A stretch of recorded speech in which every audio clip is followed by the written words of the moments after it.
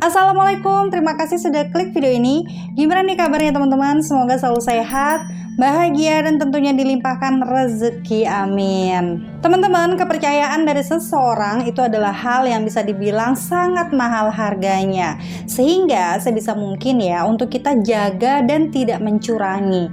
Karena seperti kasus kali ini, mengkhianati kepercayaan dari seorang kawan berujung petaka. Nah, gimana kisah lengkapnya? Langsung aja yuk kupas tuntas di channel Rikaro.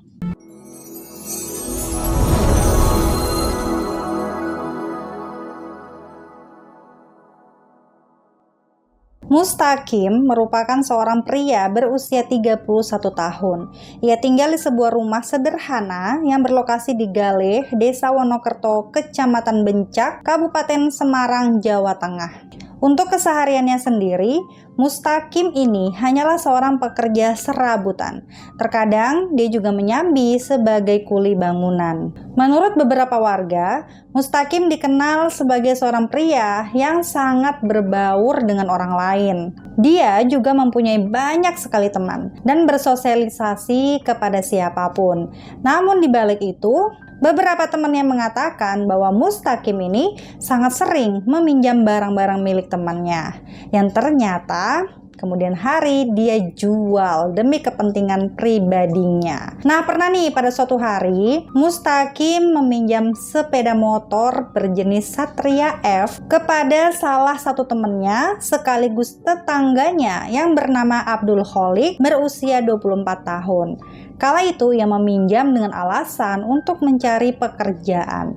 Dan dikarenakan Abdul ini sudah menganggap Mustaqim sebagai salah satu sahabat dekatnya, maka dia pun langsung meminjamkan motor tersebut. Namun teman-teman, tanpa diduga, dikarenakan kala itu Mustaqim merasa sangat butuh uang, dia malah seenaknya menggadaikan motor tersebut atas nama Abdul tanpa sepengetahuan dari Abdul. Dan uang dari hasil menggadaikan motor itu dia pakai untuk keperluan sehari-harinya. Beberapa hari kemudian, Abdul mencoba menagih balik motor itu kepada Mustaqim. Abdul pun kaget dan dia sangat kesal ketika mengetahui bahwa motor kesayangannya ini telah digadaikan oleh Mustaqim. Dan dikarenakan masih merasa kasihan, kala itu Abdul mencoba untuk memaafkan Mustaqim, namun dengan syarat bahwa Mustaqim ini harus segera mengembalikan uang yang telah dia pakai dari hasil pegadaian.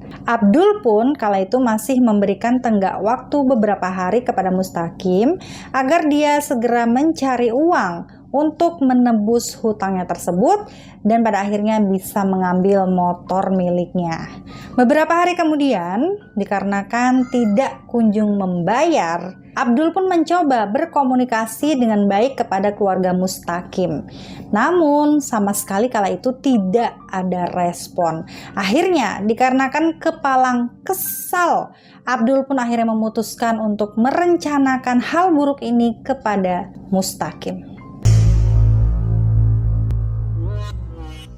Pada tanggal 3 Agustus tahun 2017, Abdul mengajak Mustaqim untuk berkaraoke di sebuah tempat hiburan yang berlokasi di daerah Sidorejo, Salatiga. Namun sebelum itu, ternyata Abdul ini sudah mengajak salah satu rekannya yang bernama Listiawan berusia 27 tahun untuk melakukan hal keji yang telah ia rencanakan untuk Mustaqim. Dan kala itu ia menjanjikan imbalan akan memberikan uang tunai kepada Listiawan. Dan sebelum melakukan aksinya, mereka berdua pun sempat membeli dua belah pisau dapur yang berukuran cukup besar di sebuah toko grosir yang tidak jauh dari rumahnya. Kemudian pisau tersebut mereka sembunyikan di dalam jaketnya. Abdul sempat meminta izin untuk meminjam motor milik salah satu keluarganya dengan alasan mau bermain dengan teman-temannya.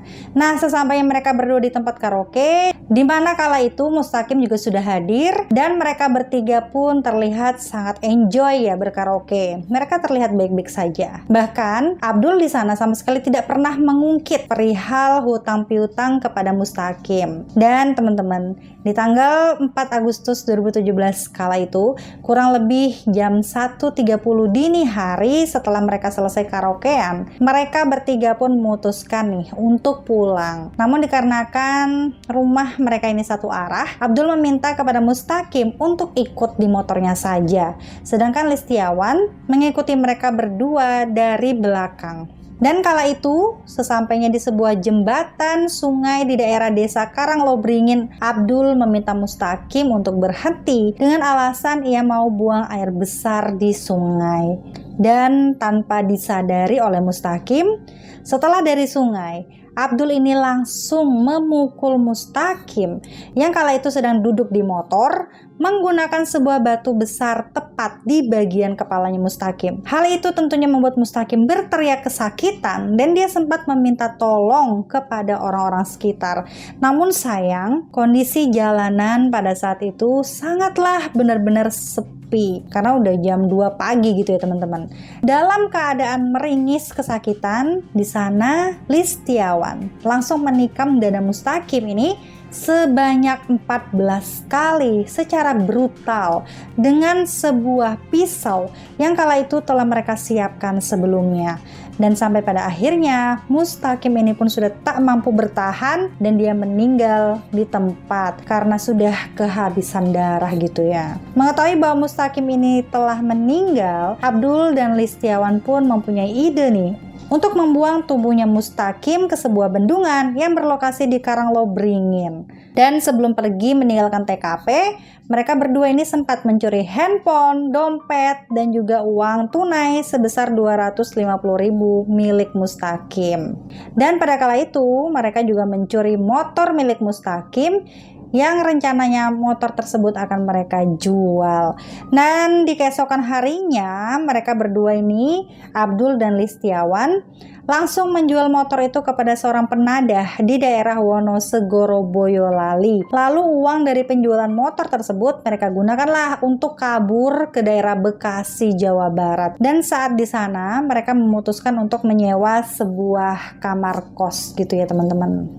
3 hari kemudian, tepatnya di tanggal 6 Agustus 2017, kurang lebih jam 2 siang, seorang warga yang kebetulan lewat di daerah bendungan tersebut merasa kaget karena dia kala itu menemukan ada tubuh laki-laki yang tengah terapung di bendungan itu. Warga tersebut langsung berteriak meminta tolong kepada warga lainnya dan dilaporkan kepada pihak kepolisian setempat. Dan di dalam penyelidikan awal, polisi ini berasumsi bahwa tubuh tersebut mungkin saja tewas karena tenggelam akibat kecelakaan. Ya, biasa seperti terpeleset gitu ya teman-teman. Dan setelah diketahui identitasnya bahwa tubuh itu adalah Mustaqim, polisi pun langsung mengantarkan tubuh tersebut ke kediaman keluarganya. Lalu sebelum disemayamkan, pihak keluarga merasa kok ada yang janggal nih dengan penemuan tubuh itu.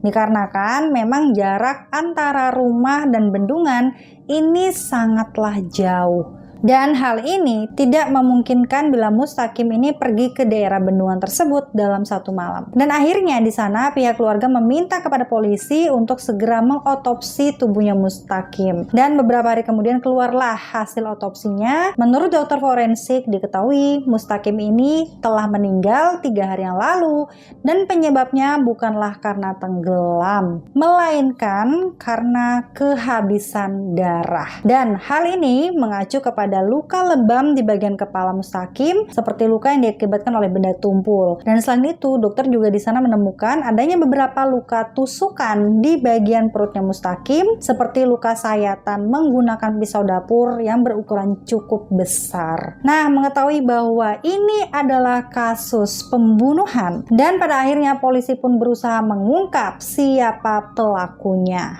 Setelah diketahui tubuh tersebut adalah Mustaqim, pihak polisi pun segera meminta keterangan kepada orang-orang terdekatnya seperti keluarga dan juga para sahabatnya, yang sampai pada akhirnya polisi menemukan satu motif yang sekiranya bisa menjadi pemicu kasus tersebut. Karena diketahui Mustaqim terakhir kali pernah bermasalah dengan sahabatnya Abdul tentang motor yang pernah digadaikan. Ini diketahui karena saat itu Abdul ini sempat menagih motornya kepada keluarganya Mustaqim. Akhirnya pada sekitar Agustus 2017, polisi berhasil menangkap Abdul dan juga Listiawan di kamar kosnya yang berlokasi di daerah Bekasi. Dan saat interogasi lebih lanjut, mereka mengaku bahwa merekalah yang telah melakukan pembunuhan tersebut kepada Mustaqim dengan motif dendam. Karena Mustaqim ini tidak kunjung membayar hutangnya kepada Abdul. Akhirnya dikarenakan semua perbuatannya mereka ini, kedua tersangka pun dikenakan pasal berlapis, yakni pasal 340, 338, 170 dan 365 KUHP dengan ancaman hukuman 20 tahun penjara. Oke, demikianlah teman-teman kasus pada hari ini, di mana sebuah persahabatan yang hancur karena hutang yang menyebabkan hilangnya kepercayaan dan bahkan memicu kejahatan. Bagaimana nih menurut kalian dengan kasus kita kali ini? Silahkan sampaikan pendapat teman-teman di kolom komentar dengan bahasa yang sopan tentunya. Ingat untuk selalu hati-hati dan waspada. Sampai jumpa di videoku selanjutnya. Bye!